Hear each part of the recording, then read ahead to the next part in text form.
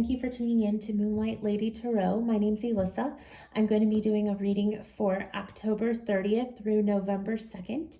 And this reading is to connect in to the spirit realm now in October and through November 2nd. The veil between our world and the spirit realm is thinned. That's for, Halloween and the Day of the Dead. Really honor and appreciate the connection and the love of those in the spirit world. So I am going to reshuffle the cards. I've already given them a shuffle, but I'm going to reshuffle, and I'm going to take a couple deep breaths, and I'm going to ask that you call in and connect in with anyone who is deceased or any of your ancestors, guardian angels, anyone in the spiritual world and realm that you would like to receive messages from at this time. Okay, here we go.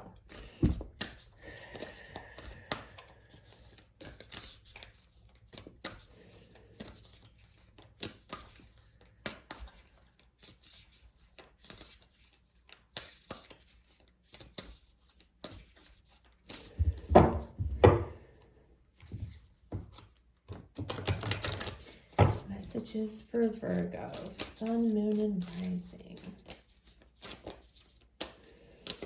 Whoa. Ooh. Okay. Those were a lot of cards. We're just gonna reshuffle messages for Virgo from the spirit world. Wow. Okay.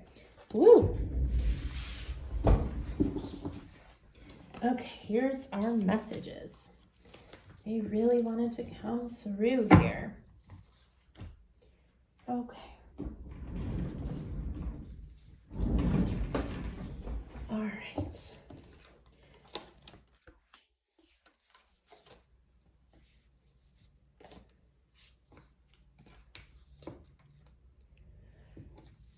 Okay. So our first card, Bountiful Harvest. You have access to the infinite source of love and resources provided by Mother Earth and the universe. There are no demands, requirements, or conditions that affect your ability to access this supply. This is a wonderful reminder and the absolute truth pertaining to the abundance that is available to you. Grant your abundance the opportunity to flow into your life. It will reshape your perspective. It will strengthen and nourish you. This phase holds a plenitude of affluence and fertility. You are lucky and blessed. Okay, you are lucky and blessed. That is the message, the beautiful message from your spiritual team at this time. And the second card is how they are assisting you at this current time. This is such a lovely card.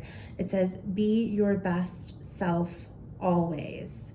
So they're assisting you probably in a little bit of an ethics police way, okay? That guilty feeling when you maybe think or even act on,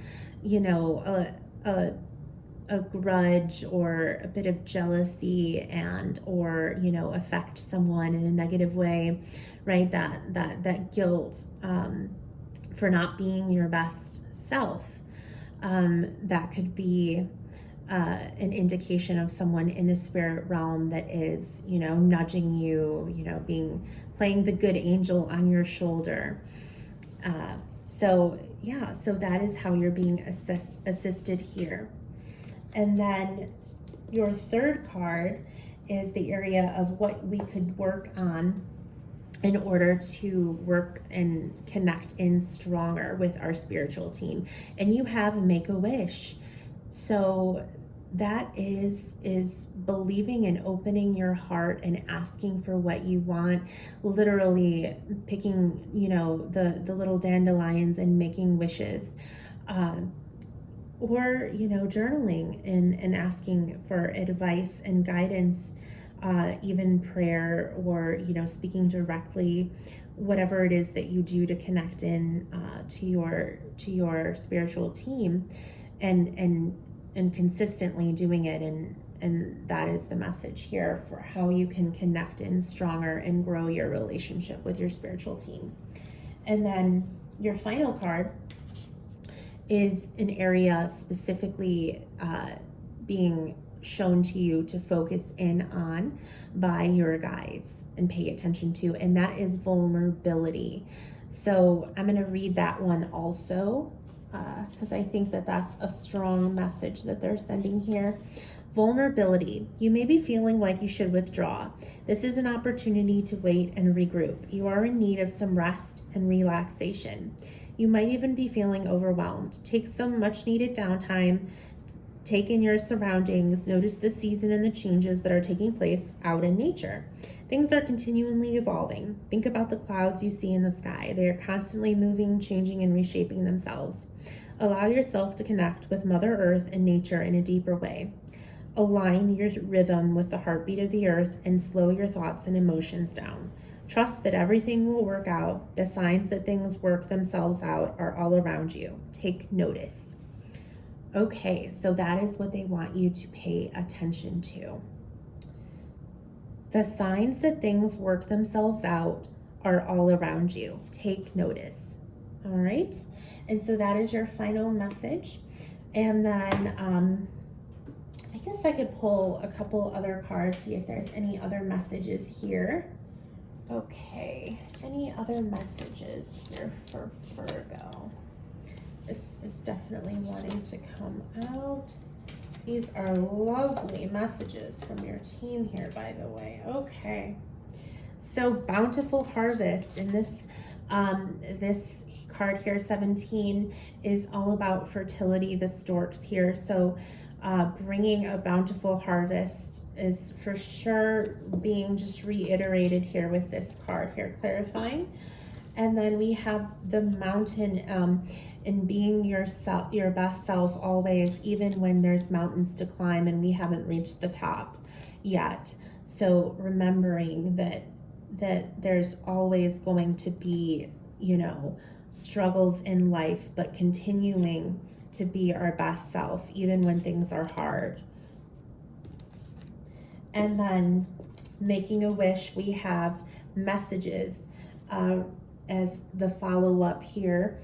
And this is, again, just reiterating how we can work on building and strengthening our connection. And this is, this is a messenger. So sending messages, maybe journaling. This is a note. So sending those messages, whether we're writing them, whether we're speaking them, whether we're thinking them, being in communication and wishing and dreaming and focusing on what it is that we want to bring to fruition, what our hopes and dreams are, asking for, then we can receive. And then our final card of paying attention in vulnerability, we have number 28, the male. So maybe this has to do with a romantic relationship or some kind of male figure in our life, and allowing ourselves to be vulnerable and open, not in a way where we get taken advantage of, or we, put ourselves in a situation where we're chasing after someone, not vulnerable in a way where we're unhealthy, but vulnerable in a way where we're open and receptive, in a healthy, good relationship, if that is something that we're seeing in front of us. Okay, all right, well, thank you so much for tuning in, Virgo, and please subscribe if you have not already. I'm going to be posting a new moon pick a card reading in the upcoming weeks. So stay tuned for that and enjoy the rest of October and the beginning of November.